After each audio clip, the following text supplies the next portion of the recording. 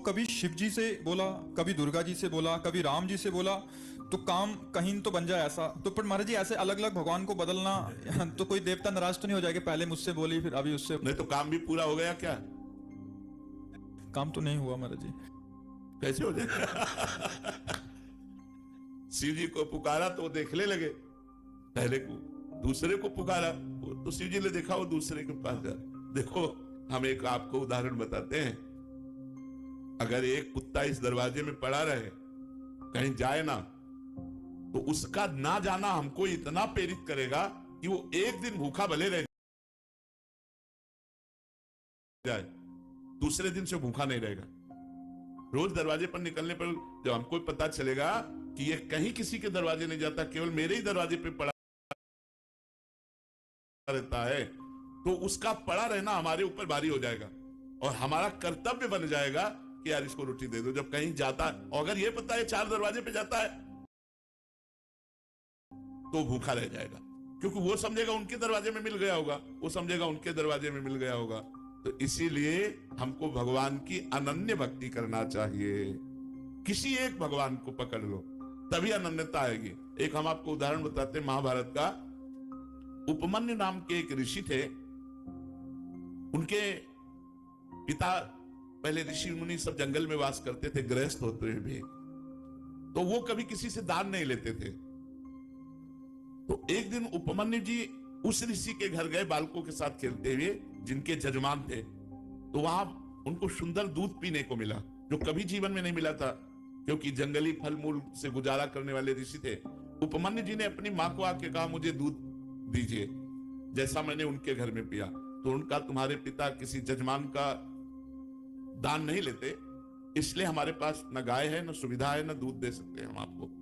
वो हट कर लिए। तो एक जंगली चावल होता है, उसको पीस करके उन्होंने पानी में पिलाया कि लो। तो उनका नहीं, ये दूध नहीं है। तो उनका अगर तुम्हें दुग्ध ही पान करना है तो भगवान शंकर की आराधना कर। बड़े आवेश में कहा, और जो चाहेगा तुझे प्राप्त होगा। तो उनका मां फिर मुझे आराधना का नियम बताओ। तो उन्होंने नियम बताया और पंचाक्षरी मंत्र उनको दिया। वो 10,000 वर्ष तक दाहिने पैर के अंगूठे केवल खड़े होकर पंचाक्षरी मंत्र हाथ उठा के जपते रहे 10,000 वर्ष तक। भगवान शिव प्रसन्न हो गए। बहुत वैसे तो आशुतोष है और डरदारी बड़े शीघ्र प्रसन्न होने वाले। अब उन्होंने परीक्षा ली, इष्ट परीक्षा भी लेता है, उन्होंने परीक्षा ली। वो देवराज इंद्र बन गए और नंदिकेश्वर एरावत हाथी बन गए, और जितने शिव पार्षद थे वो सब देवता बन गए, और अंबा जी भगवती पार्वती जी इंद्राणी बन गए। और उनका वरम ब्रू, नेत्र खोलो और वरदान मांगो। उन्होंने नेत्र खोला, देखा ये तो देवराज इंद्र का समाज, उनका जो तुम्हारी इच्छा वो मांग लो। तो उन्होंने प्रणाम किया और कहा देवराज इंद्र और समस्त देव समाज आपके चरणों में प्रणाम है, पर आप जाइए, मुझे आपसे नहीं चाहिए, मुझे भगवान शिव से चाहिए। चूंकि भगवान शिव ही थे तो उपहास करने लगे। तो उनका सावधान, मैंने ना आपको बुलाया है, ना मैंने आपसे मांगा है, आप स्वयं आए हो तो हम आपको नमस्कार करके वापस भेज रहे हैं। पर यदि आप हमारे इष्ट की निंदा करेंगे तो आप ऐसा ना समझिए, हमारे इष्ट के मंत्र में इतनी ताकत है कि मैं एरावत सहित तुम्हें अभी भस्म कर दूंगा। अब चूंकि भगवान शिव थे तो डरने वाले तो थे नहीं, फिर उपहास करने लगे शिव का। तो एक अघोर मंत्र है भगवान शिव का। हम लोग जब संन्यास मार्ग में थे तो उस मंत्र का परिचय हमें प्राप्त है।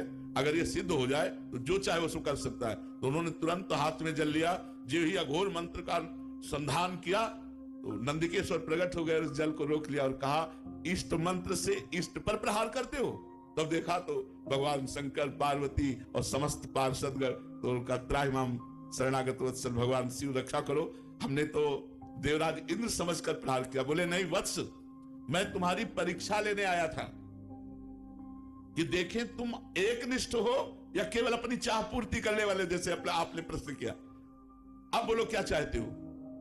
तो उनका जो हमारी कामना थी उसकी पूर्ति होनी चाहिए। तो उनका क्षीर समुद्र से, जिसमें भगवान शयन करते हैं, उस क्षीर समुद्र से रोज तुम्हें दुग्ध आएगा, और अजरश्चैव अमरश्चैव, और जब तुम हमें याद करोगे मैं प्रकट हो जाऊंगा। तो अनन्य निष्ठा से ही वस्तु की प्राप्ति होती है।